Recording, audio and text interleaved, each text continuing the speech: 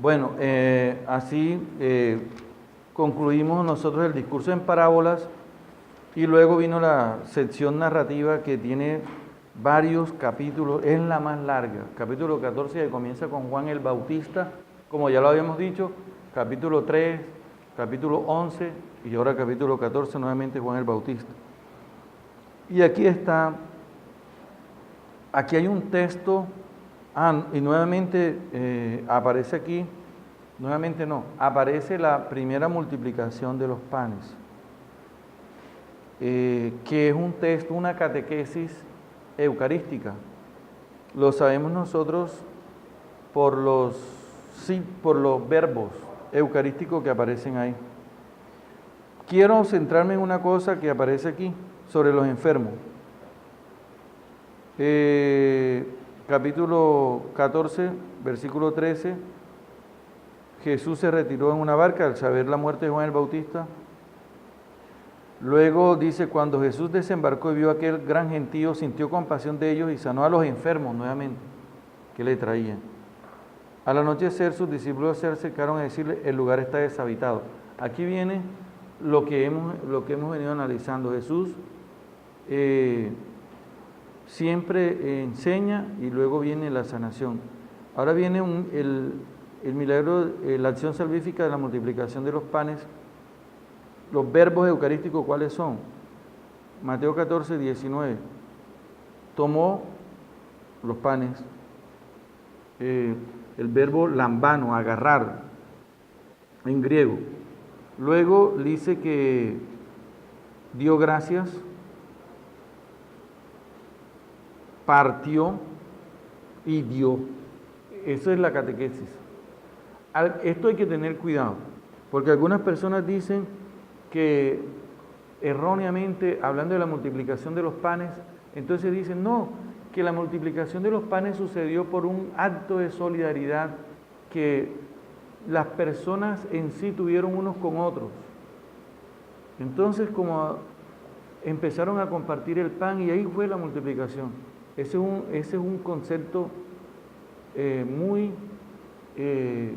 falto de profundidad. ¿Por qué? Cuando hay una regla, cuando un relato en los evangelios aparece dos veces, es porque tiene un fuerte valor histórico. La multiplicación de los panes, por ejemplo, en Marcos se repite, ya lo hemos visto dos veces. Una que está dirigida a los paganos, a los griegos, y otra que es al pueblo judío.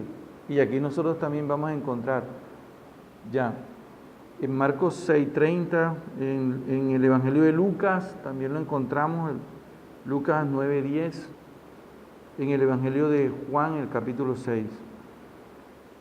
Entonces, en todos ellos vamos a encontrar los verbos eucarísticos. Cuando, por ejemplo, abro un paréntesis, perdonen que me salga de aquí, pero en el Evangelio de Lucas, a Jesús, los discípulos de Maús en el capítulo 24, versículo 35, lo reconocieron por los gestos, por el gesto. Tomó pan, dio gracias, partió y lo entregó. Ya. Luego Jesús camina sobre las aguas y viene el versículo 35, un resumen. Al reconocerlo, los habitantes del lugar difundieron la noticia por toda aquella región. Miren, la noticia ahora la difunden las personas que son beneficiadas. ¿Y qué hicieron? Le trajeron los enfermos, siquiera para que tocaran el manto, y todo el que todos los que tocaban a Jesús quedaban sanos. Y viene un texto que es bastante revolucionario, un texto que cambia la visión que tienen los discípulos con respecto a la religión judía. ¿Y cuál es? El capítulo 15, que habla de las tradiciones. ¿Y qué pasa aquí con las tradiciones?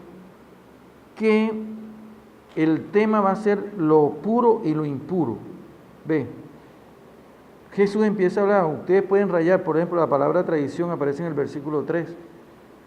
¿Cómo es que ustedes desobedecen el mandato de Dios para seguir su propia tradición?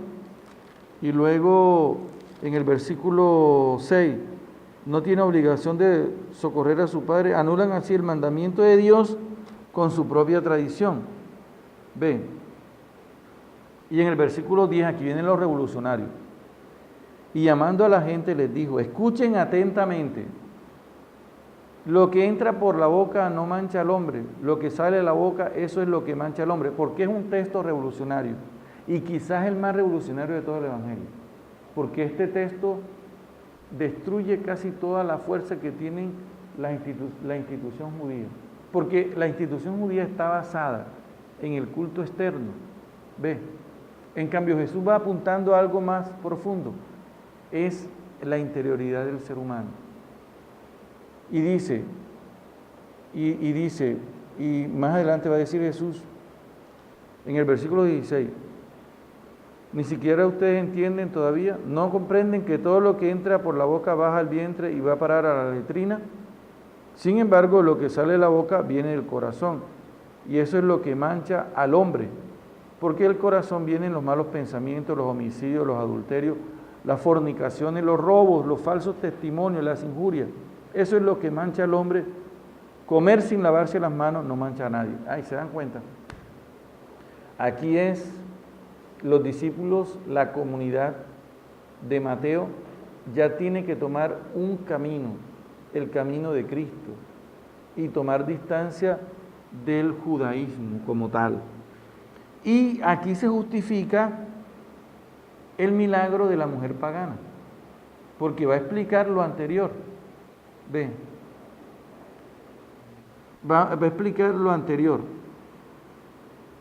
Ella es pagana y por eso le dice a Jesús que la ayude con la hija que tiene un demonio, una realidad que internamente la afecta.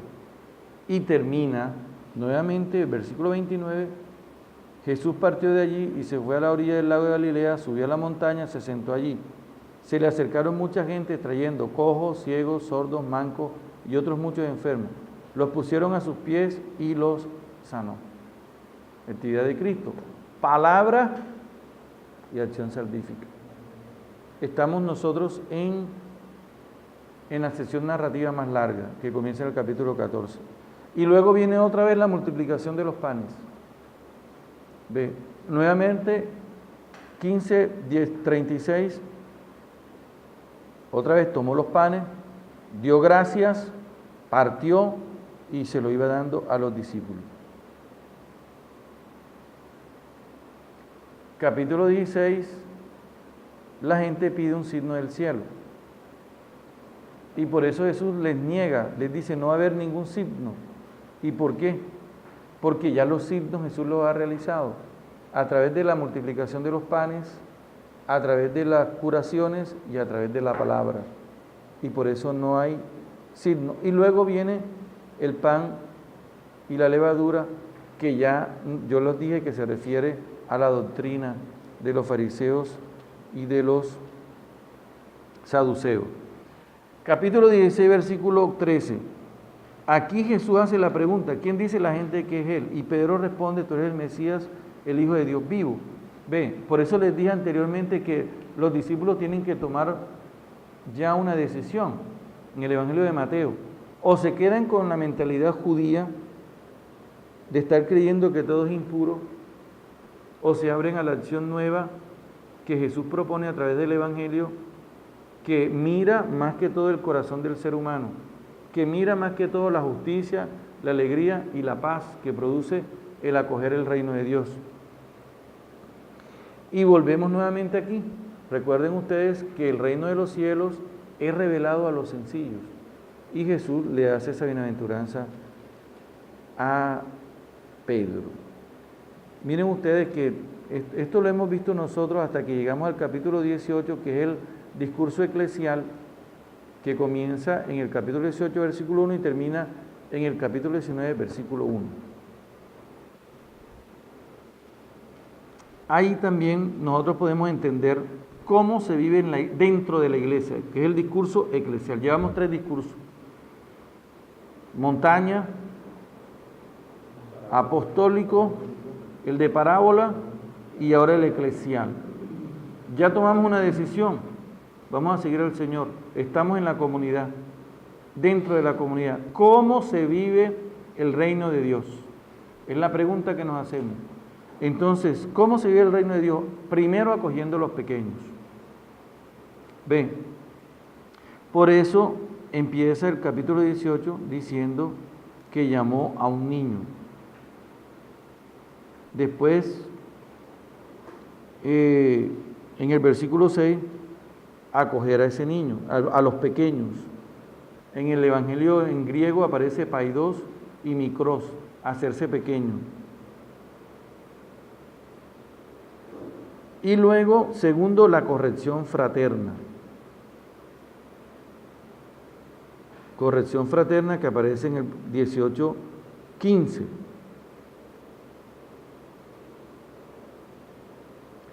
Tercero, versículo 20, dentro de esa comunidad está presente Jesús. ¿Ven? Entonces, coger a los pequeños, corrección fraterna y la presencia de Cristo. Cuarto, el perdón. Siempre tiene que existir dentro de la comunidad, como regla.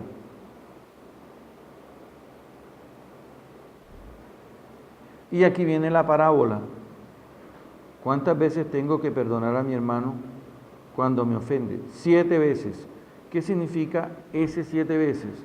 Está anulando la ley de Lamed, que aparece en el libro del Génesis, en el capítulo 4, donde se habla de la venganza.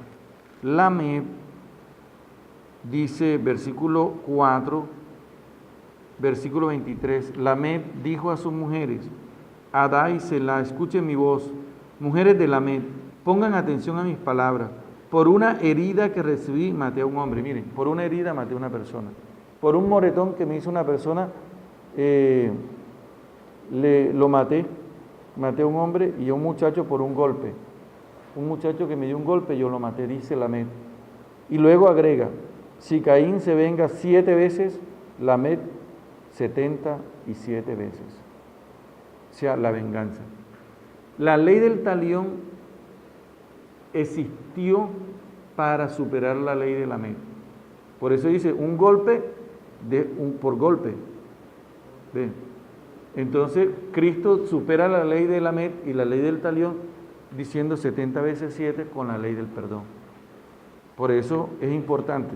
Igual ya en el discurso de la montaña al lado, se han escuchado decir ojo por ojo, diente por diente. Ok. Muy bien. Cierto, en el sermón de la montaña, en el discurso de la montaña, se ha hablado, se escuchó decir ojo por ojo, diente por diente. Y aquí vemos ya en la parte eclesial la superación. En toda comunidad va a existir siempre dificultades, pero el perdón es el grado de madurez con el cual nosotros podemos evolucionar en esa comunidad. Por eso no es fácil, el reino de Dios se vive en comunidad. Hablo de la familia, hablo de la comunidad eclesial como tal. Ve, entonces, en el capítulo 19, versículo 1, ahí termina. Y luego, ¿qué va a venir? Una sección narrativa. Una sección narrativa y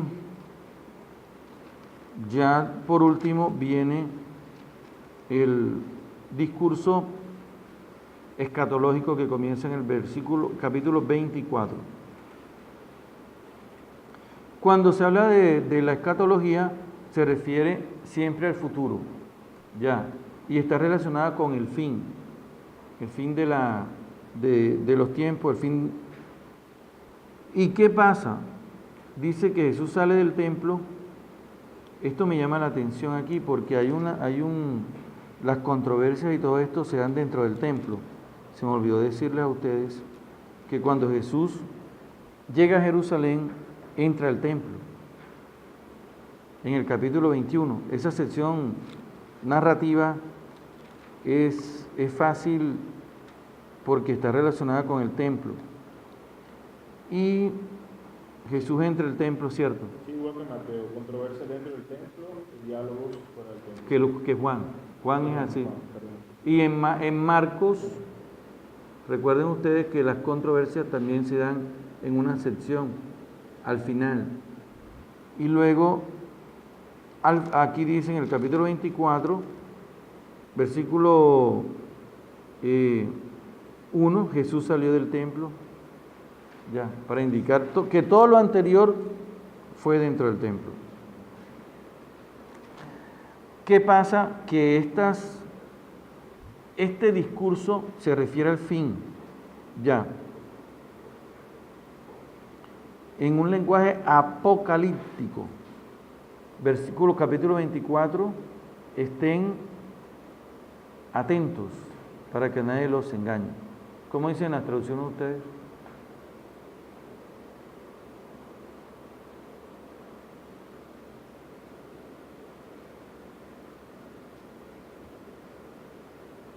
Mirad que no os engañe nadie, pues vendrán muchos usurpando mi nombre y diciendo yo soy el Cristo. Ok.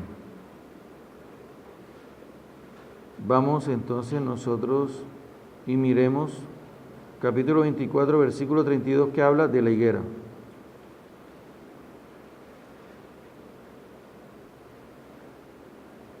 ¿Cierto?